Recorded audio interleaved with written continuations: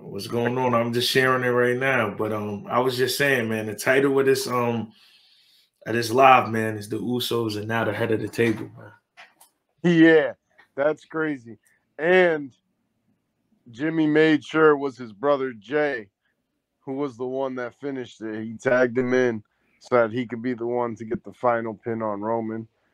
Overall, I don't know why, but at some point in creative, they decided to make Money in the Bank like one of the fire events, because for the past like 3 years, Money in the Bank has been really, really good. But I mean, I ain't gonna lie. Money in the Bank, like Money. I know they brought back King of the Ring, but Money in the Bank took over King of the Ring for me. Like what King of the Ring used to be like. Because remember, King of the Ring used to be lit during the Attitude Era, because you'll see a lot of things change. You'll actually have a #1 contender.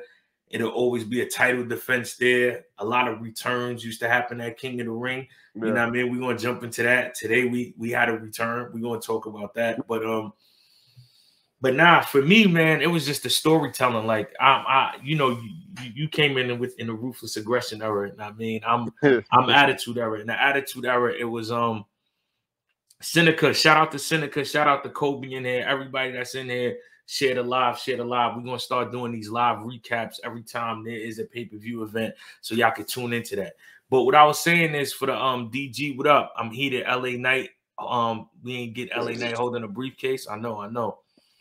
But for me, it's like the storytelling, like, and with this storyline, like this storyline is up there with the Attitude Era. I mean, I don't know if this is Vince Russo's estranged, son or cousin, whoever's writing this storyline is going ballistic, man. Like, even to the fact when Roman had both of them lied on top of each other and he was pinning both of them, like that, like that suspense right there of thinking. But like, did you see that he posted on Twitter? Let me try this way.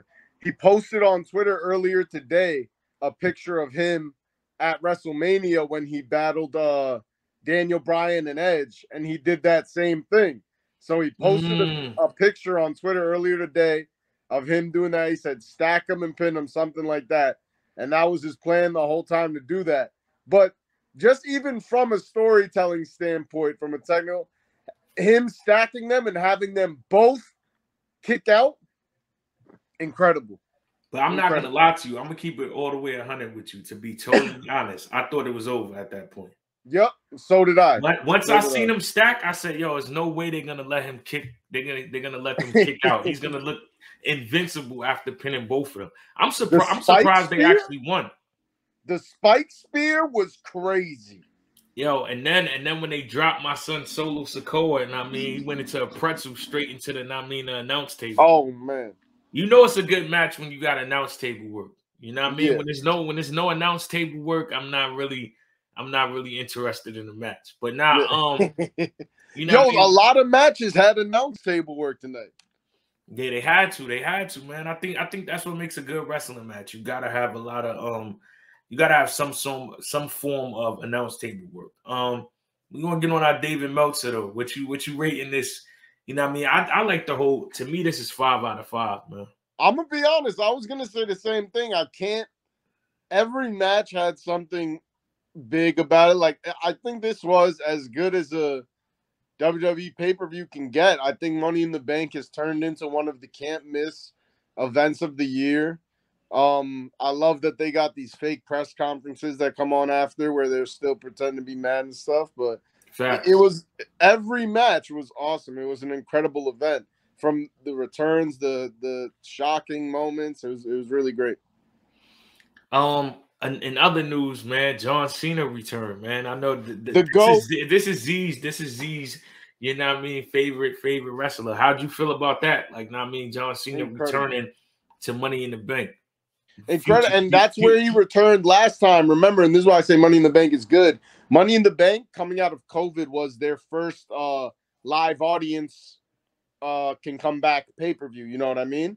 Yeah. Like, it was the first. And it was John Cena returned when Roman Reigns beat whoever. So he returned again. This is his second time surprise. I wish they did a little more with him. I don't know the dude Grayson Walker, I think his name is, that came out and he just kind of did the attitude adjustment and left. But it's always good to see him. It was just a kind of a basic appearance, but always good to see John Cena. Nah, great to see John Cena. Do you feel like this is a future Cody John Cena match in the future? What we doing? Oh, that would be amazing. I tell you, did you hear what happened with them? I know you heard when Cody, because they had the thing on Raw. Do you remember when? Like, yeah. When he was basically saying his time is almost up. Yeah.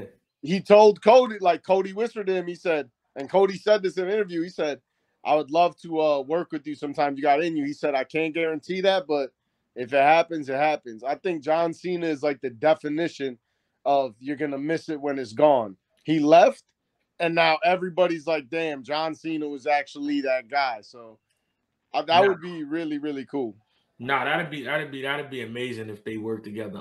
Shout out to everybody that's here on the live. If this is your first time coming to the channel, make sure you definitely tap into the videos we got posted. Absolutely. We done interviewed Rikishi, Godfather, Devon Dudley, Mick Foley, Eugene, Marty Jannetty, Val Venus, Mr. Kennedy, Chris Masters, Raven. So you Sabio Vega.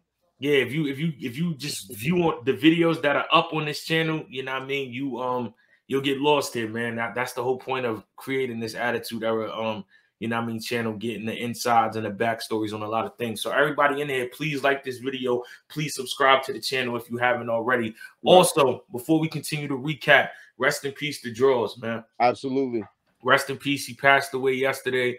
You know, crazy how timing works because we just had D'Lo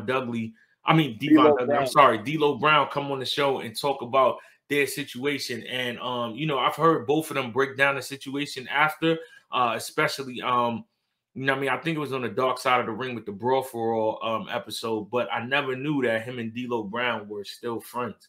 So to hear that was like, rest in peace to Draws, man. That's a genuine soul, you know what I mean? Because even D'Lo Brown said he didn't know how he would be able to, you know what I mean, even be cool with somebody after that happening. So, you know what I mean? Rest in peace to him.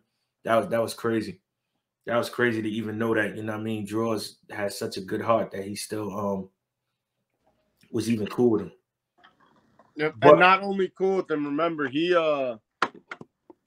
told D'Lo to keep wrestling for both of them. Yeah. He said since that moment, every match he wrestled was for two people, him and Draws. So definitely rest in peace. Crazy.